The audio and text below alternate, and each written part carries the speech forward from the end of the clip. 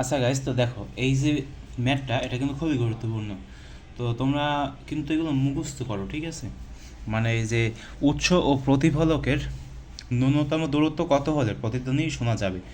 অর্থাৎ মনে করো যে কি বলো তো, তুমি এখানে দাঁড়িয়ে রইছো আর তোমার সামনে একটা পাহাড় আছে।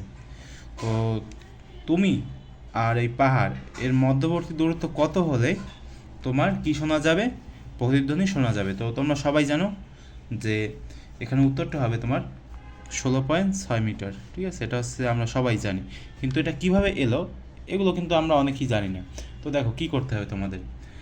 তোমরা জানো যে বাতাসে শব্দের বেগ কত, 332 মিটার পার সেকেন্ড, ঠিক আছে? 332 মিটার পার সেকেন্ড। আচ্ছা গেল, এগুলো বাদ, উপরেরটা বাদ, চিত্রটা বাদ। তো আমরা জানি যে তোমার 0.1 সেকেন্ড কী বলো তো, শব্দের যে অনুভূতি সেটা আমাদের মস্তিষ্কে থেকে যায়, মানে 10 সেকেন্ডের 1 ভাগ সময়। তো সেটা তুমি এটার সাথে গুণ দাও, এই যে 332 আছে না, এটার সাথে গুণ দাও 0.1। তো দিলা। এখন এই যে গুণ দিয়েছো, এটাকে তুমি আবার কি দিয়ে ভাগ দিবা, দুই দিয়ে ভাগ দিবা। তো 2 দিয়ে যদি ভাগ দাও তুমি, তাহলে তোমার এসটা বের হয়ে যাবে। তো এখন তুমি যদি এগুলো ক্যালকুলেশন করো না, তাহলে কোন উত্তরটা আসবে বলো তো? এই যে গ নাম্বারের যে উত্তরটা আছে না, 16.6 মিটার, এটা কিন্তু এসে যাবে।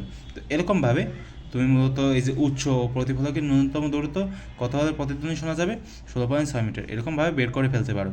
তো মনে করো এটা যদি পানির ভিতরে হয়, তাহলে পানিতে শব্দের বেগ কত সেটা এখানে বসিয়ে দেবা, ঠিক আছে? তাহলে বের হয়ে যাবে।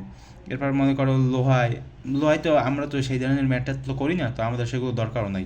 তো যদি এরকম দেখাতে বলে তোমাদের গ নাম্বার বা খ নাম্বারে যদি এসে যায়, তাহলে তুমি এভাবে করে দেখাতে পারবা। এগুলো এগুলো খুবই সহজ। বুঝতে কি পেরেছো?